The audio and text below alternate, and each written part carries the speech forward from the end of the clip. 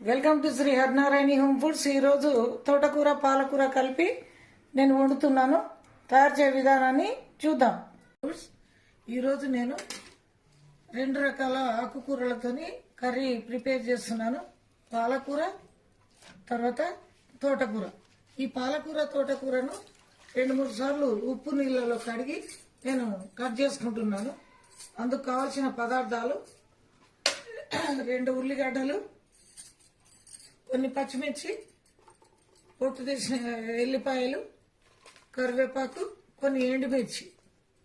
తయారు చేయ విధానాన్ని చూద్దాం.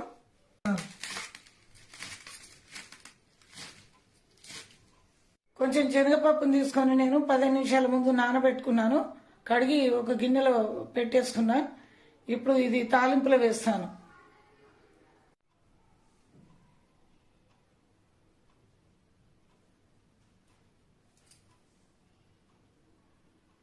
స్టవ్ వెలిగించుకొని కడాయి పెట్టుకొని ఆయిల్ పోసుకోవాలి. కడాయి వేడెక్కింది. కూరకు తగినంత ఆయిల్ పోసుకుంటున్నాను. ముందుగా జీలకర్ర వేసుకోవాలి.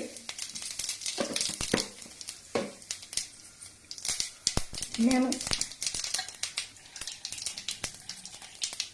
మంట తగ్గించుకొని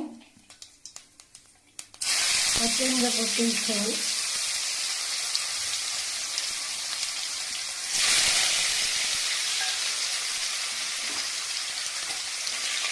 ఎండి మిరపకాయలు,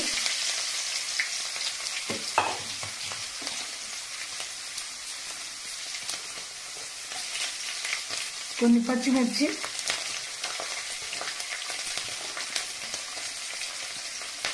కరివేపాకు వేసుకోవాలి.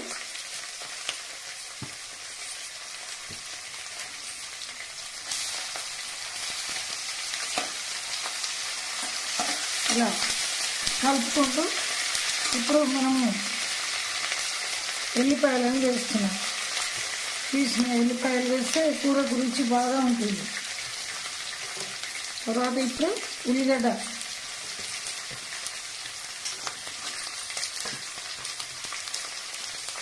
వేసుకొని చివర్లో ఉల్లిగడ్డ వేసుకొని ఇలా కలుపుకోవాలి. తర్వాత ఒక 1/2 టీ స్పూన్ పసుపు వేసుకోవాలి. ఈ జీలకర్ర పొడి కూడా వేసుకోవాలి. మంట తగ్గించి 1/2 టీ స్పూన్ జీలకర్ర పొడి వేస్తే రుచి బాగా ఉంటుంది. తోటకూరకే కానీ పాలకూరకే కానీ ఇలా కలుపుకోవాలి. చివరిలో సాల్ట్ వేస్తాను. ఇప్పుడు కొంచెం తగినంత ఉప్పు వేసుకోవాలి. తోటకూరలో ఉప్పు తక్కువ పడుతుంది, ఎందుకంటే ఉప్పు శాతం ఎక్కువ ఉంటుంది. తోటకూరలు పాలకూరలో కానీ ఆకుకూరలలో ఉప్పు శాతం ఎక్కువ ఉంటుంది కాబట్టి మనం ఉప్పు తక్కువగానే వేసుకోవాలి. సరిపోకపోతే తర్వాత కూడా వేసుకోవచ్చు. ఇప్పుడు ఉప్పు వేసిన తర్వాత కలుపుకొని మనము తీసుకున్న పాలకూర తోటకూరను వేసేసుకోవాలి.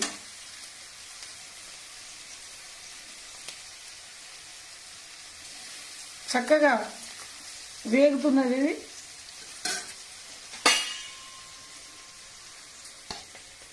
ఇప్పుడు నేను తీసుకున్న ఇది తోటకూర.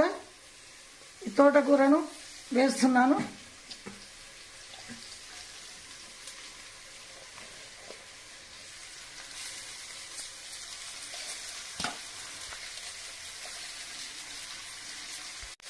ఆకుకూరను కొద్దిగా వేసుకుంటూ కలుపుకోవాలి. ఇప్పుడు నేను కలిపాను. తర్వాత పాలకూరను వేస్తున్నాను.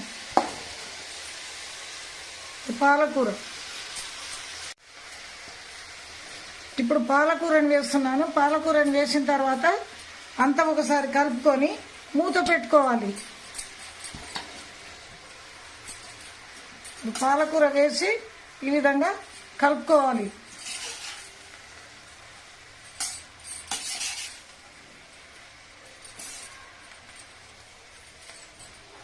మూత పెడుతున్నాను.